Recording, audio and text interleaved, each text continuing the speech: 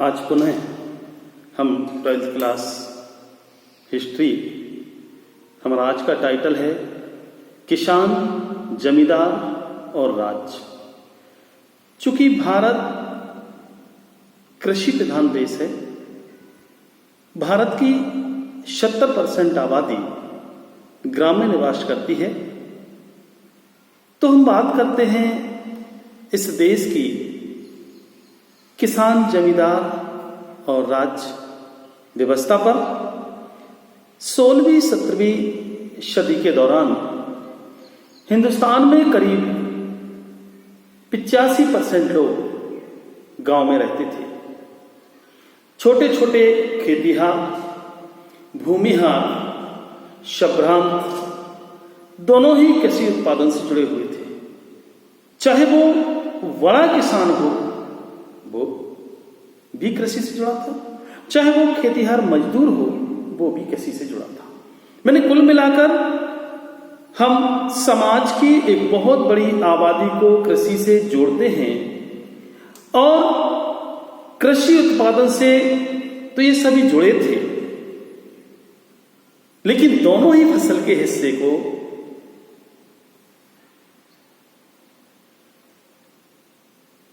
अपना आय का साधन मानते थे। इससे उनके बीच सहयोग, प्रतियोगिता और संघर्ष के रिश्ते बने थे। खेती से जुड़े इन तमाम रिश्तों के ताने बानों से गांव का समाज बनता था, और इसी समय कई बाहरी ताकतें भी ग्रामीण दुनिया में दाखिल हो रही थीं, और उन्हीं बाहरी ताकतों का उद्देश्य था कि भारत की जो मुख्य अर्थव्यवस्था है कृषि, उस मुख्य अर्थव्यवस्था को कहीं ना कहीं नुकसान पहुंचाकर इन सभी भारतीयों को अपने पाले में लिया जाए, और इस खेतिहर समाज की बुनियाद समाज की छोटी इकाई परिवार होता है, उससे बड़ी इकाई ग्रामीण परिवेश होता है, और जिसमें किसान रहते हैं। किसान साल भर अलग अलग मौसम में वो तमाम काम करते हैं जिससे फसल की पैदावार होती है। लेकिन ये सिर्फ गांव में ही नहीं, किसान तो मैदानी इलाकों में भी रहते थे, खेती करते थे, और भारत के ग्रामों की ये मुख्य खासियत थी कि जैसे सूखी जमीन के विशाल हिस्से से पहाड़ वाले इलाके, जहां उस तरह की खेती नहीं हो सकती थी, जैसे कि ज्यादा उपजाऊ जमीनों पर या इसके अलावा भूखंड पर एक बड़ा हिस्सा जंगलों से भी घिरा हुआ था। तो इस भारतीय सामाजिक व्यवस्था का जो एक अंग था, वो था किसान और कृषि उत्पादन। तो इसका दूसरा स्रोत की तलाश में घूमते तो थे, लेकिन इतिहासकार मानते हैं कि समय पर नियमित किसान की जुताई बुआई हो जाए, इसके लिए वो खेतिहार मजदूर भी अपनी तरफ रखते थे, क्योंकि किसान और उसकी जमीन का जो संबंध है निरंतर आय का साधन बना रहे। इसलिए मुगल काल के आते आते भारतीय समाज से यह कृषि हाथ से छुटकने लगी, हाथ से जाने लगी।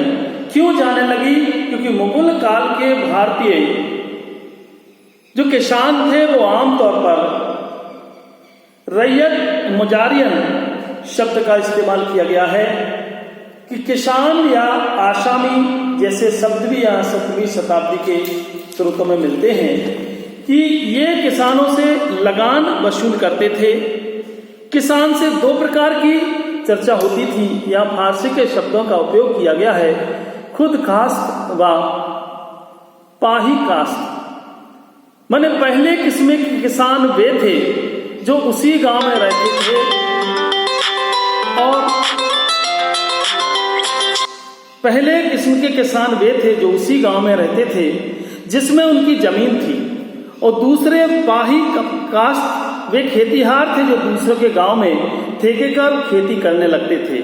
माने लोग अपनी मर्जी से माही कास्त बनाते थे, तो इतिहासकार मानते हैं कि यह हिंदुस्तान कृषि समाज की एक खासियत रही है कि हिंदुस्तान में बस्तियां और गांव दरअसल में शहर के शहर एक गांव के रूप में माने जाते थे और कृषि जीवन के महत्वपूर्ण पहलू थे, क्योंकि विचारक मानते हैं कि सिंचाई और तकनीक उस समय उतनी बढ़िया नहीं थी। जमीन की बहुतायत जो पैदावार थी वो मजदूरों के सहयोग से होती थी। किसानों की गतिशीलता की वजह से कृषि का लगातार विस्तार होता गया, चूंकि खेती प्राथमिक उद्देश्य था समाज का कि हमारी आय का सबसे बड़ा काम जो है कृषि से ही होगा, कृषि ही हमारी आय का स्रोत माना जाएगा। इस तरह पेड़ों और खेतों की सिंचाई का कार्य भी मजदूरों के द्वारा होता था। और कुछ विचारक मानते हैं कि यहाँ आगरा, चांदबर और बयाना उत्तर प्रदेश में ऐसे कई इलाके हैं, लगभग बाल्टियों से सिंचाई करने के यहाँ प्रमाण मिले हैं। यहाँ तंबाकू का प्रचार भी हुआ है। कृषि की समृद्धि और आबादी की बढ़ोतरी निरंतर होती चली गई। जैसे जैसे देश के अंदर आबादी बढ़ती गई वैसे वैसे यह कृषि का रकबा भी बढ़ता चला गया। ग्रामीण समुदाय, ऊपर लिखी बातों से जाहिर होता है कि कृषि उत्पादन में कृषकों की पुरजोर भागीदारी और पहल होती थी। इससे मुगल समाज के कृषि संबंधों पर क्या असर पड़ता है, यह पता लगाने के लिए आइए हम समाज के उन समूहों पर एक नजर डालें जो खेती के विस्तार में शरीक होते थे, और हम उनके बीच के रिश्तों को भी, झगड़ों को भी हम समझने की कोशिश करते हैं। जाति और ग्रामीण माहौल।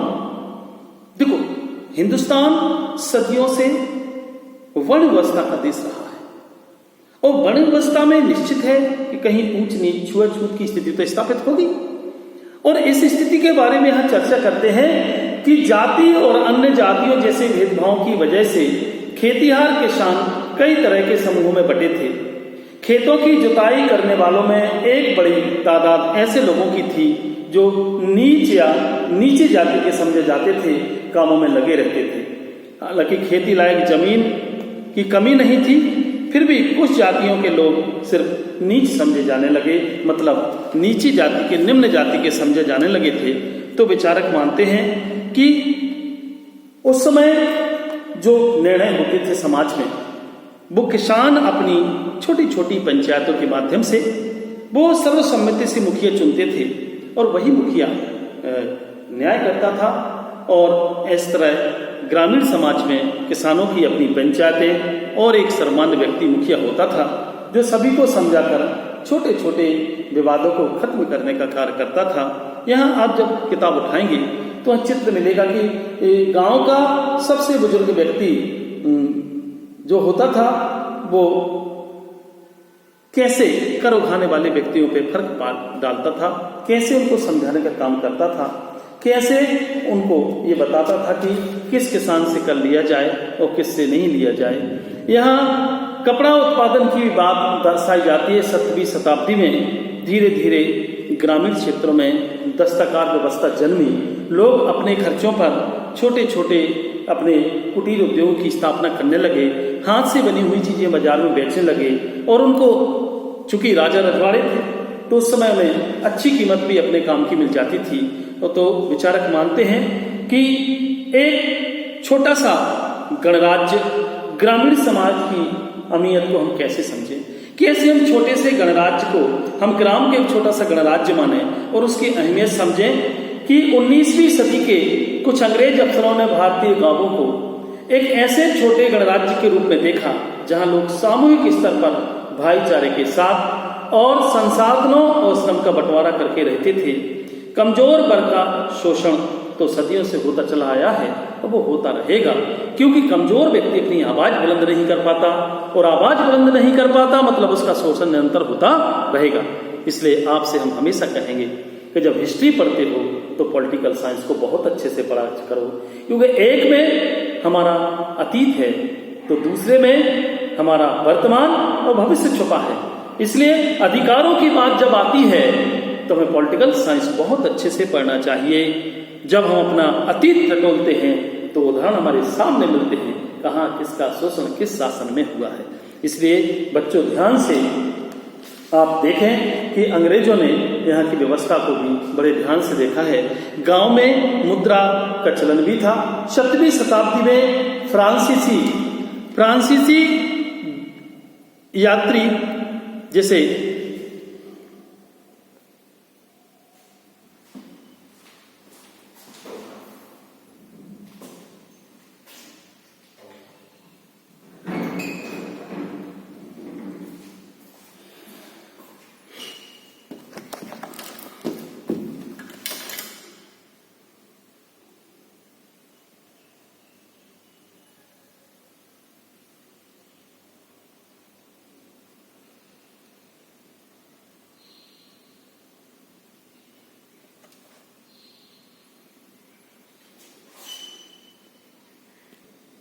विचारक मानते हैं कि उस समय मुद्रा रही हो या नहीं रही हो, लेकिन व्यापारी और ग्राहक को किसान और साहूकार के बीच जो संबंध होते थे वो निश्चित ही मुद्रा के आधार पर होते थे, क्योंकि समाज में मुद्रा सर्वमान्य वस्तु थी। उस समय किसान और साहूकार के बीच ये संबंध था। जब आप चित्र देखते हो तो एक शराब अपने काम में लगा हुआ है। शराब मतलब व्यापारी जो कुछ तौल रहा है, ये चित्र में दिखाई देता है। उस समय महिलाएं भी समाज का एक अहम अंग थी, जो कृषि के साथ समाज में अंदर वो अपना योगदान देने का कार्य करती थी। जब हम किताब उठाते हैं तो चित्र में एक महिला सूट काटती दिखाई दे रही है। मतलब जैसे जैसे समाज बढ़ता चला गया, वैसे वैसे समाज के सारे अंग एक दूसरे से जुड़ते चले गए। अब सिर्फ पुरुष नहीं कमाएगा, महिला भी पुरुष को सहयोग करेगी। सूत काटने, बर्तन बनाने और मिट्टी को साफ करने, गूंथने, कपड़ों और कढ़ाई जैसे दस्तकारी के काम उस समय की महिलाओं ने अपने हिस्से में ले रखे थे, जो महिलाएं निरंतर करती थीं। विचारक मानते हैं कि समाज के अंदर वर्ण व्यवस्था होने के साथ साथ समाज के हर व्यक्ति का अपना कार्य बटा हुआ था। इसलिए तो उस समय का समाज एक उज्जवल समाज था। इसलिए तो उस समय का समाज अपने अपने कार्यों के साथ अपनी जवाबदारी निभाने के लिए उसकी श्रेष्ठता आज भी देखी जाती है, क्योंकि समाज श्रम पर निर्भर था और इसलिए बच्चे पैदा करने की अपनी काबिलियत की वजह से महिलाओं को महत्वपूर्ण संसाधन के रूप में देखा जाता था।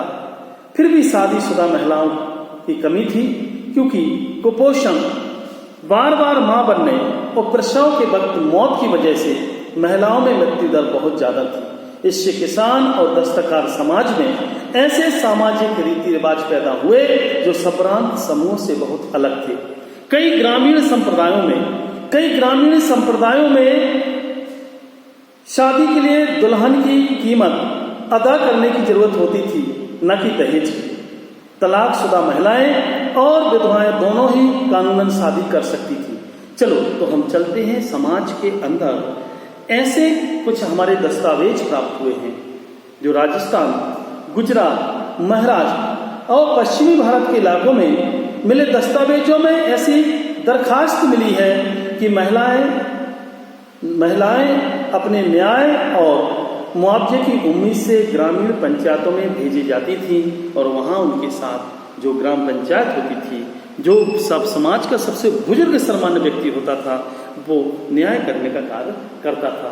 यहाँ बोझ ढोती महिलाओं के चित्र भी हैं कि आसपास के गांव में आने वाली महिलाएं अक्सर ऐसे निर्माण स्थलों पर काम करती थीं, और चाहे वो महिलाएं हिंदू हों और चाहे वो मुसलमान हों, जमींदार की उत्तराधिकारी में मिलती थी। उन्हें बेचने अथवा गिरवी रखने की भी स्वतंत्रता थी। मैं पहले ही कह चुका हूँ कि भूमिहार भद्रजनों में महिलाओं की पुश्तैनी संपत्ति का हक मिला हुआ था, और ऐसी पुश्तैनी संपत्ति के विक्रेता जमीन के बाजार में सक्रिय हिस्सेदारी रखते थे, और महिलाओं के लिए भी वहाँ उस समय बेचने खरीद फरोश की भी स्थिति स्थापित होती है। गांव बसे हुए थे। गांव के साथ उन गांव में निवास करने वाले पहाड़ी और जंगली क्षेत्रों में कबीले भी बसे हुए थे, और विचारक मानते हैं कि कृषि बस्तियों के लिए जंगलों का सफाया हम इसलिए करते चले गए क्योंकि हमें मालूम था कि बढ़ती हुई जनसंख्या के लिए हमें निश्चित रूप से कुछ न कुछ हमें इंतजाम करना पड़ेगा।